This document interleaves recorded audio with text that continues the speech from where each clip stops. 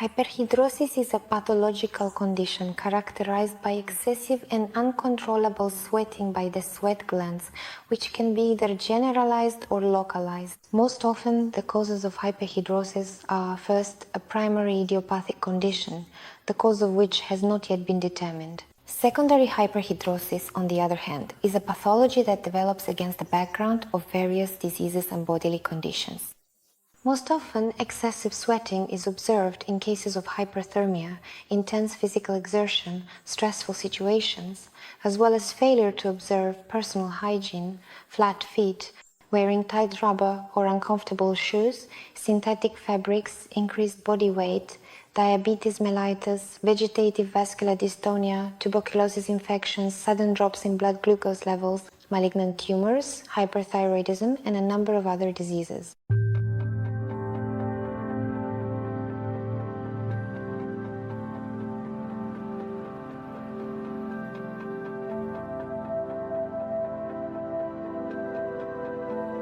Hyperhidrosis creates conditions for the development of fungal and pyogenic flora as a result of maceration, that is, the softening and swelling of the skin and changes in its acidity. Hyperhidrosis may be accompanied by an unpleasant odor, and sweat often has the ability to stain, which causes a certain discomfort and inconvenience for the patient.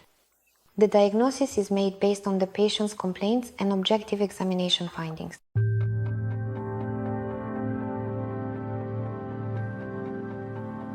Symptoms of generalized hyperhidrosis include excessive sweating all over the body, which is especially noticeable in areas where sweat glands are concentrated, such as the armpits and groin.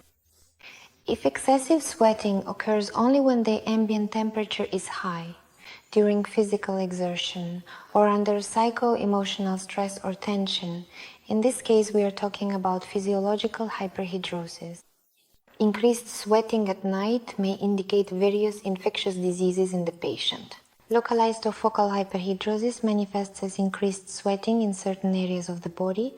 These include the armpits, palms, soles, forehead, cheeks, above the upper lip, and the groin folds.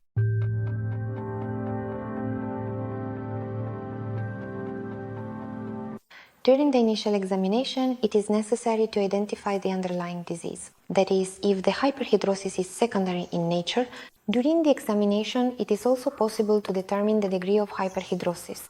There are a number of special tests that allow for the assessment of both the quantitative and qualitative parameters of sweating. For this, the gravimetric method is used, which is based on weighing a piece of filter paper before and 1 minute after contact with the area being examined. The chromatographic method is based on determining the spectrum of unsaturated fatty acids in the sweat gland secretion, which makes it possible to identify the type of hyperhidrosis and select an appropriate treatment strategy. Another informative diagnostic method is the Minor's test, which allows for the determination of the area and intensity of hyperhidrosis. During the test, the area of skin being examined is dried, treated with an aqueous iodine solution, and then sprinkled with starch.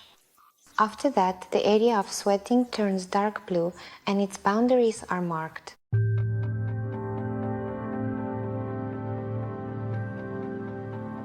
In cases of secondary hyperhidrosis, treatment is aimed at identifying the underlying disease, while in cases of primary hyperhidrosis, patients are prescribed general strengthening agents and injections of type A botulinum toxin. When botulinum toxin is injected intradermally into the area where the sweat glands are located, such as the armpits, palms, and soles, a blockade of the postganglionic sympathetic nerve fibers develops. As a result, hyperhidrosis is eliminated for 6 to 10 months. The most common type A botulinum toxin preparations are Dysport and Botox.